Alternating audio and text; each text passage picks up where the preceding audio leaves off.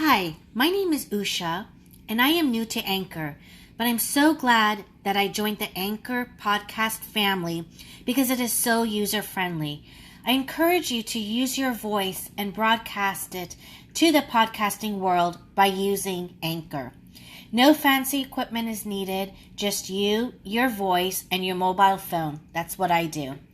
I love Anchor because they distribute my podcast to the world, and if I want, I can select sponsorships, and that sponsorship money will be used to benefit a charity that is near and dear to my heart. It also enables me to share my passion for advocating for caregivers to the rest of the world. So what are you waiting for now? Just download the free Anchor app or go to anchor.fm to get started.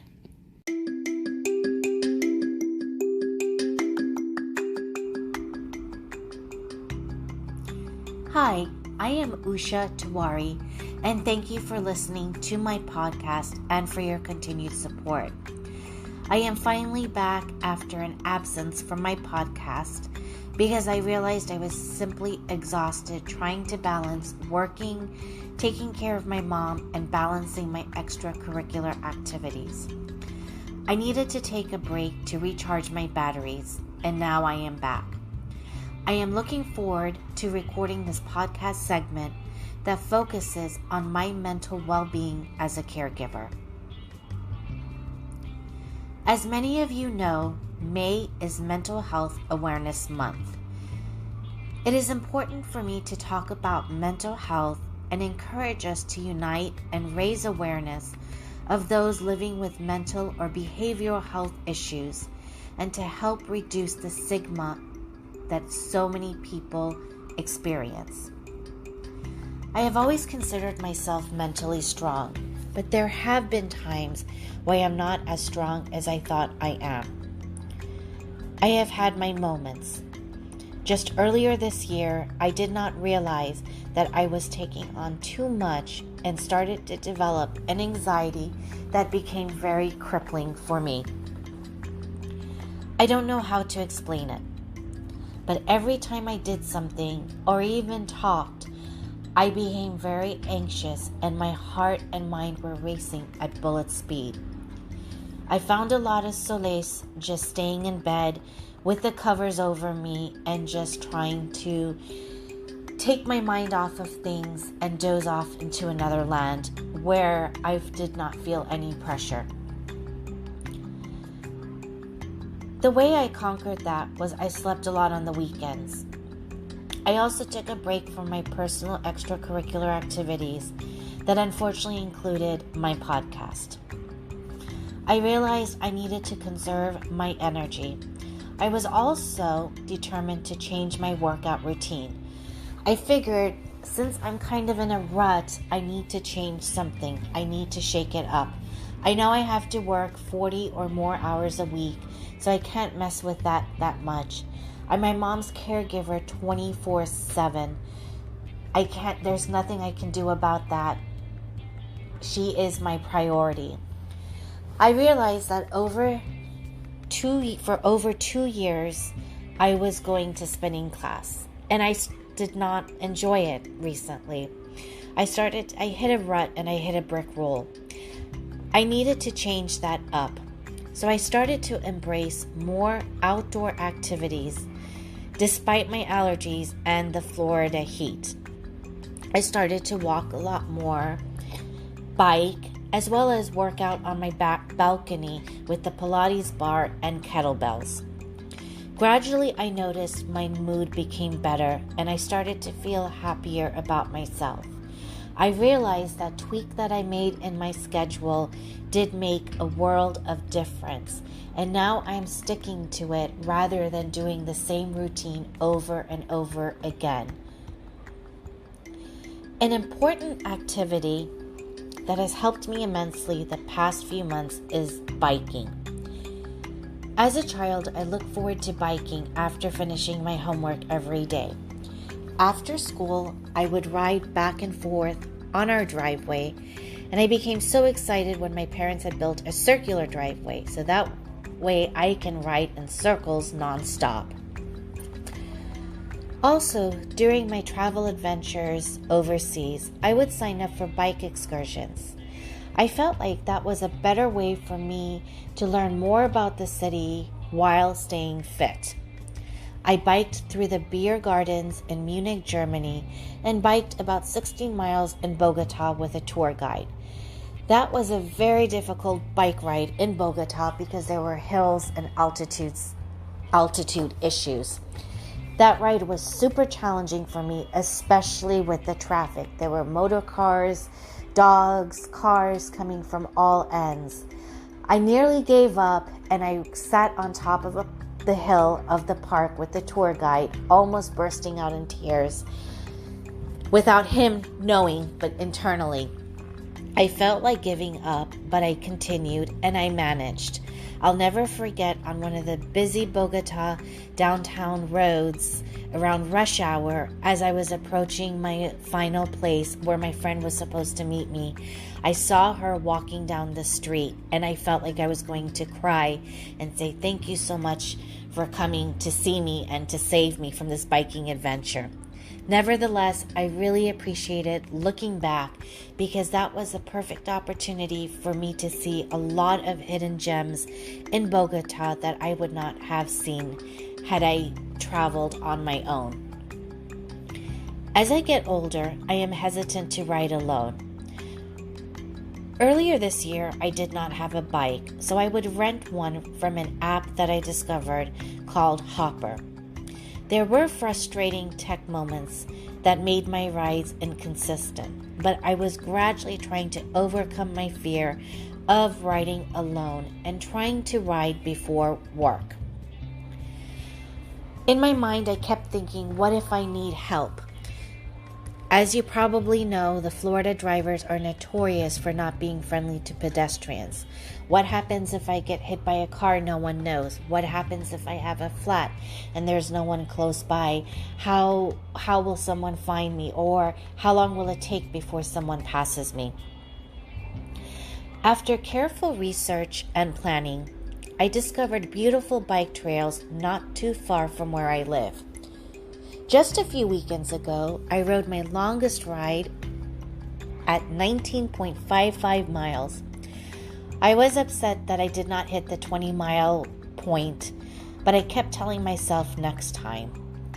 Also, since that ride, I tried a few mornings to ride before work around 6 a.m., 6:15 to see how much time it takes for me to ride a couple of miles. I managed to complete 6.75 miles one morning and to ride back home in ample time to log back on my computer. There was another time where I rode just under 9 miles and was home at 7:15 just in time to make my coffee and start my computer. I did not realize that morning bike ride gave me so much energy and I was happy nonstop all day long. Again, I was beating myself internally, saying, why did I not take the plunge sooner enough? But my internal voice reassured me it's never too late. I'm hoping my bike routine will be 4 times a week, and out of those 4 days, at least 3 times early in the morning before work, and a long weekend ride at least of 10 to 20 miles.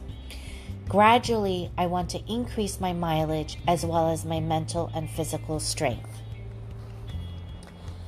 I want to share with you some reasons why cycling is good for your mental health. It helps you sleep better. For me, it was because I managed to get an extra hour and have REM sleep more according to my Whoop app. I like gadgets, especially health gadgets, so my Whoop band has been a great indicator for me, especially as it relates to sleep. So I noticed when I was biking more, my sleep was a lot better and I got enough REM sleep. It also makes me more conscious to stay hydrated. I drink a lot more water when I work out. at least 32 ounces before my ride, another 32 ounces during my ride, and 32 ounces when I get home, and then all throughout the day. Biking also makes you feel positive. I know after a bike ride, my mood is so positive and I feel unstoppable. I feel like I'm on top of the world and no one is going to come in my way. I'm also more relaxed and do not stress about what I need to get done. More importantly, I am extra patient with my mom when she has challenges. So my biking benefits both of us. It is also a sense of achievement. For me, it was a way to overcome some of my fears of riding alone, but also challenged me to go as far as I can at my own pace, because it is a sense of achievement that I am proud of. It pushes me to go outside of my comfort zone. I love seeing my stats, especially the morning ones, where every morning I try to push myself, even if it's a quarter of a mile. I feel like I'm making a difference. Just last week with my morning rides, I noticed that I was going 1.5 miles per hour faster. It may not be a significance, but I know that it takes baby steps to achieve my goals. I also realized that I have become a better planner. Being a caregiver, I have to balance a lot of things, but it is very difficult for me to plan. Taking up cycling as my hobby, I realize I am much more attentive to detail.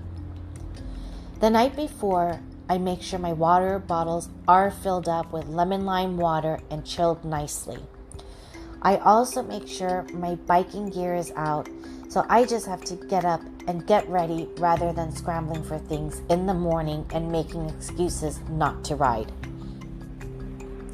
At least I am more relaxed pre-ride than stressed, searching for my reflective vest or making sure I have ample cold water during my journey.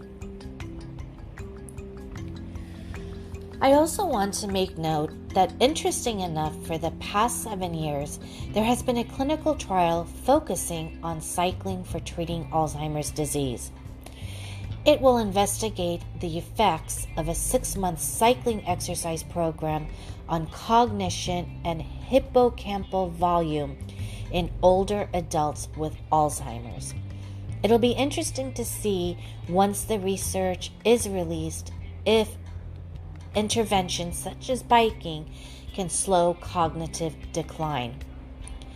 Lastly, a research in the Journal of Alzheimer's Disease indicates that, according to research, that one possible speed bump for dementia and Alzheimer's is regular exercise.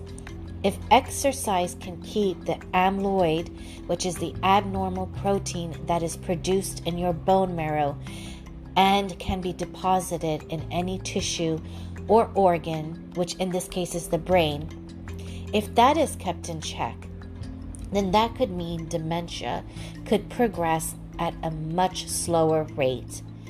It will reduce the progression of atrophy, which is cells degenerating or wasting away, in a part of the brain associated with memory. Also, exercise can improve blood vessel health and boost the production of compounds that support the development of brain neurons. In conclusion, I want to ask you, what are you doing for your mental well-being? Remember, it's never too late to start, and once you start, it's okay to make adjustments to your schedule. For me, I am cycling. That's what I am doing for my well-being. I want to end this podcast with an inspirational quote that I came across the Alzheimer's Society's blog. It was by an individual living with dementia by the name of Peter Barry. And he says, "Cycling is my medication. The fresh air is my antidepressant." Again, thank you for listening, and I look forward to connecting with you next time. Take care.